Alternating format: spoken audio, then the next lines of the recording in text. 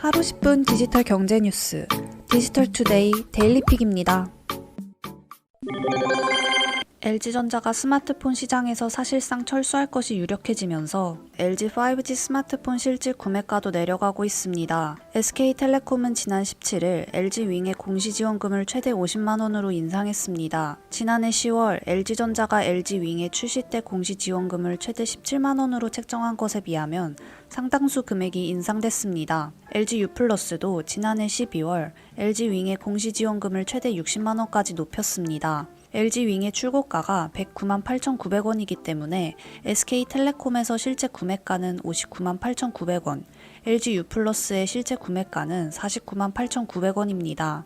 통신사들은 LG윙뿐만 아니라 LG벨벳 등 LG전자의 5G 스마트폰의 공시지원금도 상향했습니다. 최신 스마트폰이라고 볼 수 있는 LG윙은 물론 LG벨벳, V50 싱큐 등에 대한 지원금이 올라가면서 LG전자가 모바일 부문 사업 철수를 앞두고 이른바 재고떨이에 나섰다는 관측이 나오고 있습니다.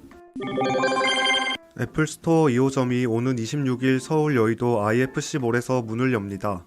애플 스토어 여의도 매장은 26일 오전 10시에 개점합니다. 애플 여의도 매장 규모는 가로수길 스토어와 비슷한 수준입니다. 위치는 IFC몰 지하 1층 스타벅스 맞은편에 자리 잡고 있죠. 애플은 2018년 1월 가로수길 스토어 개장 이후 3년 만에 국내에 2호점을 선보입니다. 26일 개장하는 애플 여의도는 애플 홈페이지 예약을 통해서만 입장할 수 있습니다. 애플은 고객의 건강과 안전을 위해 예약제로 진행하며 매장 내 인원수를 제한한다고 밝혔습니다. 디어드리 오브라이언 애플 리테일 인사수석 부사장은 애플 가로수길 개장 이후 한국에서 2배 이상 커진 규모로 더 많은 고객을 만날 수 있어 큰 영광으로 생각하며 금요일에 애플 여의도 개장을 손꼽아 기다리고 있다고 말했습니다.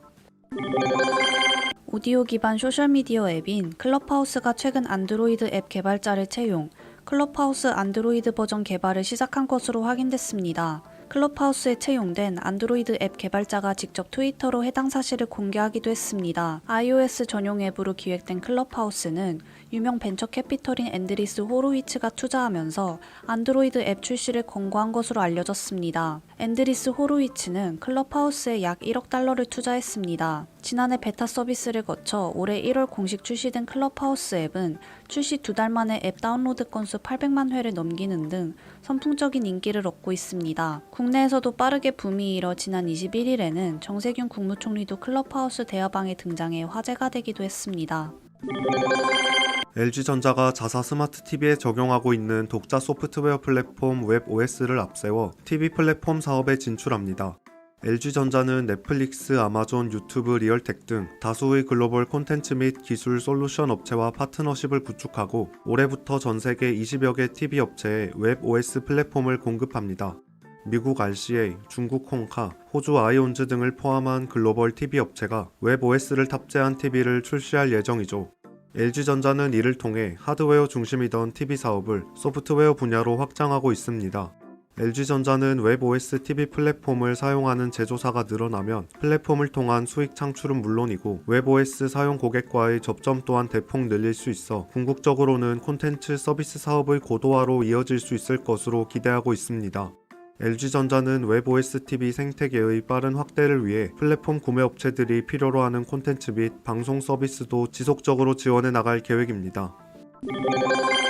홍콩과 태국 등 아시아 주요 중앙은행들이 공통 디지털 화폐 발행을 위해 손을 잡았습니다.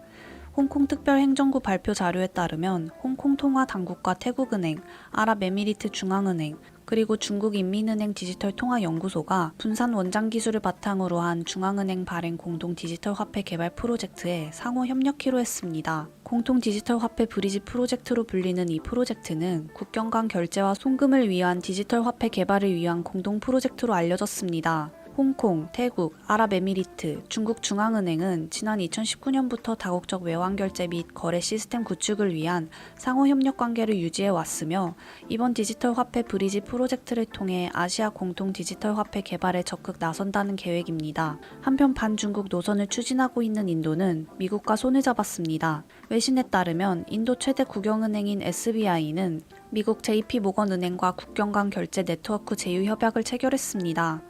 인도 SBI는 이로써 JP 모건의 블록체인 기반 결제 네트워크인 링크 회원사로 등록됐습니다. 2017년 JP 모건이 개발한 링크는 블록체인 기반 결제 네트워크로 전 세계 78개국 400여 개 금융기관과 기업이 회원사로 포함돼 있습니다. 전 세계 상위 50개 은행 중 27개 은행이 링크에 가입해 있습니다. SBI는 인도 최초의 링크 회원사로 이름을 올릴 예정입니다. 왓챠, 소카, 오늘의 집, 마켓컬리, 브랜디, 번개장터 등 분야별 스타트업 6곳이 스타트업 코딩 페스티벌 2021을 공동 개최합니다. 스타트업 코딩 페스티벌 2021은 국내에서 빠른 속도로 성장한 스타트업으로 꼽히는 6개 기업이 주도해 실력 있는 개발자를 발굴하고 성장을 지원하기 위해 마련됐습니다.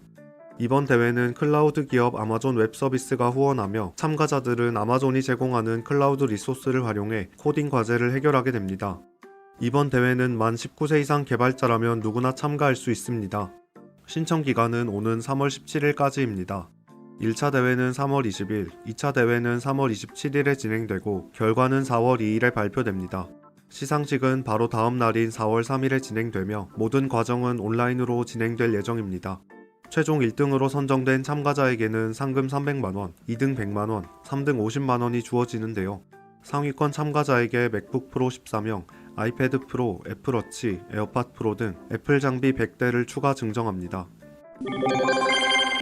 테슬라 대항마로 불리는 미국의 전기차 스타트업 루시드 모터스가 스펙 합병을 단행했습니다. 루시드 모터스는 스펙으로 불리는 기업 인수 목적 회사인 처칠 캐피털과 합병에 최종 합의했다고 전했습니다. 루시드 모터스를 스펙 합병을 통해 뉴욕 증시에 상장할 계획입니다. 이번 합병 과정에서 루시드 모터스는 기업 가치를 약 26조 원으로 평가받았습니다. 지금까지 니콜라, 로드스톤 모터스 등 전기차 스타트업의 경우 40억 달러 미만의 가치 평가를 받은 것과 비교하면 상당한 고평가입니다. 루시드 모터스는 테슬라를 제외하면 양산형 전기차 대량 생산 체계에 들어간 유일한 전기차 스타트업으로 불립니다. 실질적인 사업 확장 기반을 갖췄다는 점이 기업 가치 고평가에 기반이 됐다는 평가입니다. 루시드 모터스는 지난해 말 미국 애리조나주 카사그란데 지역에 첫 전기차 생산 공장을 완공하는 등 빠른 사업 행보를 보이고 있습니다. 총 72만 평 부지에 연간 3만 대를 생산할 수 있는 카사그란데 공장은 올해 상반기 루시드 에어 전기차 생산을 시작할 계획입니다. 2028년까지 연간 40만 대 생산을 목표로 하고 있습니다.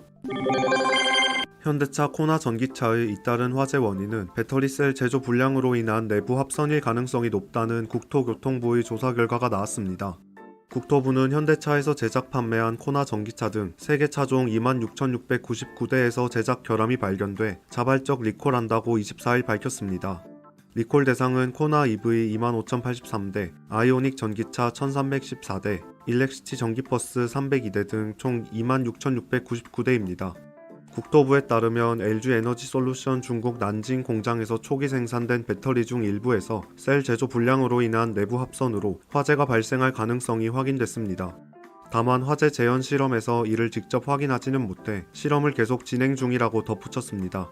대상 차종은 3월 29일부터 고전압 배터리 시스템을 모두 교체하는 리콜에 들어갑니다. 행복한 하루 디지털투데이였습니다.